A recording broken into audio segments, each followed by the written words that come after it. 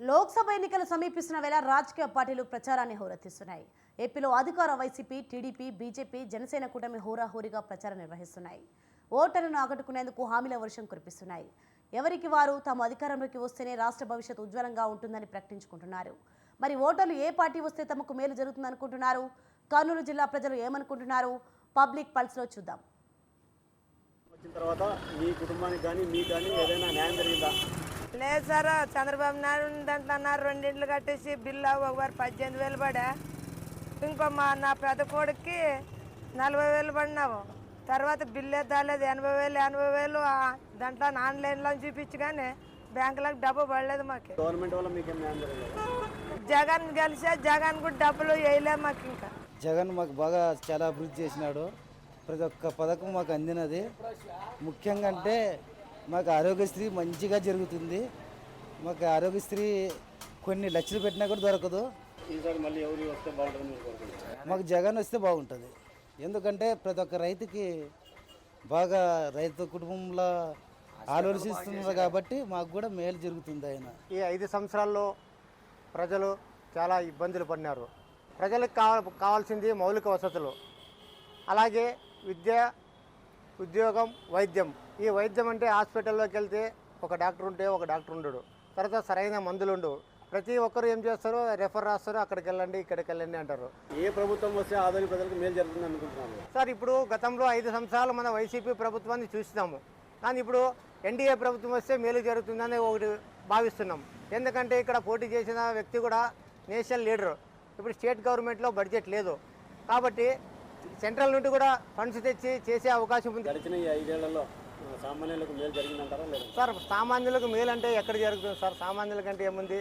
గతంలో 600 రూపాయలు 300 రూపాయలు కరెంటు బిల్లు ఉండదు, ఈరోజు 1600 1800 రూపాయలు ఉంది. తర్వాత బస్సు రేటు డబల్ అయిపోయింది, బస్ ఛార్జీలు డబల్ అయిపోయింది, కరెంటు బిల్లులు పెరిగినాయి. తర్వాత ఇంకా కూలి చేసుకునే తినేవాడు 70 రూపాయలు తాగి ఉండేవాడు, ఈరోజు 200 250 రూపాయలు క్వార్టర్ ఉంది. మనకు ఇచ్చే అమ్మఒడి 15,000 ఒకటి ఉంది. 15,000కి రోజుకి 200 రూపాయలు ఎక్స్ట్రా పోతుంది. నెలకు 6,000, 12 72,000 రూపాయలు ఇక్కడ నష్టపోతున్నాం సంవత్సరానికి. వాళ్ళు ఇచ్చే 15,000కి ప్రజలకు ఎలా మేలు జరుగుతుందంటారు? మన ఆలూరు నియోజకవర్గంలో నీటి కొరత చాలా ఉంది. తాగునీరు చాలా ఇబ్బందికరంగా ఉంది. ఇన్ని సంవత్సరాలు 5 సంవత్సరాలు ఎవరు పట్టించుకోలేదు. మళ్ళీ చంద్రబాబు గారు అయితేనే డెవలప్మెంట్ గురించి, సాగునీరు నుండి ప్రాజెక్టుల గురించి ఆయనతే అనుభవస్తుడు కాబట్టి ఆయన గెలిపించుకుంటే మనకు సాగునీరు ఆలూరు నియోజకవర్గంలో కొరత ఉండదు. ఇప్పుడు వైఎస్ఆర్సీపీ ప్రభుత్వం వచ్చినప్పటి నుంచి అసలు మా నియోజకవర్గంలో అభివృద్ధి కార్యక్రమాలే కాదు, అసలు నీటి సమస్య చాలా ఘోరంగా ఉంది. ఏదో మా టీడీపీ ప్రభుత్వంలో వేదావతికి పునాది వేసింది, వైసీపీలో అది పూర్తవుతుంది, వాటర్ సమస్యలు లేకుండా పోతాయి, ప్రజలు బాగుపడతారు అనుకున్నాం. కానీ వాళ్ళు అసలు వాటి పని ఎక్కడైతే ఆగిపోయిందో అక్కడే ఆపేశారు. వాటితో పాటు పథకాల్లో కూడా చాలా వెనకబడి ఉంది నియోజకవర్గం. ఈ వైఎస్ఆర్సీపీ గవర్నమెంట్ వచ్చినప్పటి నుంచి కనీసం నీళ్లు 15 రోజులకు ఒకసారి కూడా ఇవ్వడం లేదు. ఇక్కడ ఉన్నటువంటి మారుమూల ప్రాంతంలో ఆలూరులో కూడా బ్యాడ్ నిరుద్యోగ యువత చాలా పెరిగిపోయినారు. కాబట్టి చంద్రబాబు నాయుడు వస్తే మాకు నిరుద్యోగ యువతకి బాగుంటుంది. ఎన్నికలకు రోజుల వ్యవధి మిగిలింది. పార్టీలో ప్రచారంలో దూసుకుపోతున్నాయి. ప్రజలను మెప్పించేందుకు నానా ప్రయత్నాలు చేస్తున్నాయి. అధికార ప్రతిపక్షాలు ఎవరికి వారు గెలుపు ధీమా వ్యక్తం చేస్తున్నాయి. మరి ప్రజలు ఏం ఆలోచిస్తున్నారు?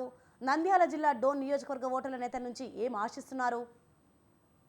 జిల్లా డోన్ నియోజకవర్గం నుంచి 2 నేతలు, వైసీపీ తెలుగుదేశం పార్టీకి సంబంధించిన 2 నేతలు పోటీ పడుతున్నారు. ప్రధానంగా డోన్ నియోజకవర్గం నుంచి ప్రాతినిధ్యం వహిస్తున్నటువంటి బుగ్గన రాజేంద్రనాథ్ రెడ్డి అభివృద్ధి పనులు చేశామని చెప్తున్నాడు. అయితే టీడీపీ అభ్యర్థి కోట్ల జయ సూర్యప్రకాష్ రెడ్డి మాత్రం అభివృద్ధి పేపర్ మాత్రమే పరిమితమైంది తప్ప వాస్తవంగా ఫీల్డ్లోకి వెళ్ళి చూస్తే పైన పటారం లోన లొటారం అన్నట్లు ముందు మాత్రమే కలర్గా భవనాలు, వెనికి మాత్రం అవి ఇంకా అసంపూర్తి భవనాలు మాత్రమే కనపడుతున్నాయని, ఇది కేవలం ప్రజలను మభ్యపెట్టడానికే మంత్రి ప్రచారం చేస్తున్నాడు అనేది టీడీపీ తరఫున పోటీ చేస్తున్నటువంటి జయ సూర్యప్రకాష్ రెడ్డి చెప్తున్న పరిస్థితి కనబడుతుంది. ప్రస్తుతం మనం డోన్లో ఉన్నాము.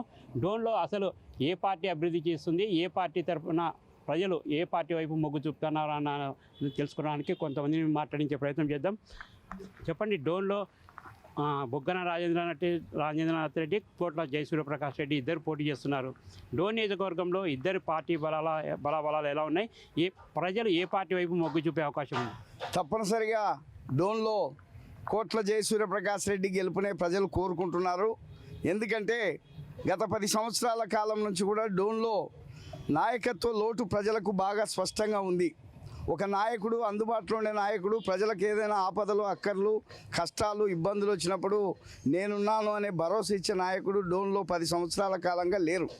కాబట్టి ఈరోజు ఒక మంచి నాయకుడు, రైతులకు సంబంధించి, పేదవాళ్ళకు సంబంధించి, కులమతాలకు అతీతంగా పనిచేసే కోట్ల కుటుంబానికి సంబంధించిన నాయకుడు కోట్ల సూర్యప్రకాశ్ రెడ్డి. అపారమైన రాజకీయ అనుభవం, అనేక సంవత్సరాలుగా రాజకీయాల్లో, ప్రజా జీవితంలో పెనవేసుకుపోయిన మరి బంధాలు, బాంధవ్యాలు ప్రజలతో ఉన్న నాయకుడు ఈరోజు డోన్కు రావడం వల్ల ప్రజలు అదృష్టంగా భావిస్తున్నారు.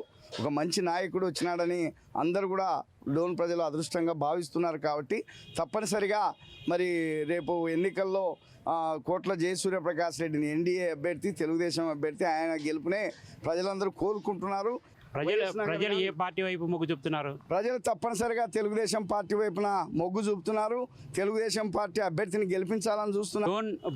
డోన్ నియోజకవర్గంలో బుగ్గన రాజేంద్రనాథ్ రెడ్డి చెప్తున్నాడు, చెరువులు మేము నింపినాము అంటున్నారు. వాస్తవంగా చెరువులు నింపారా?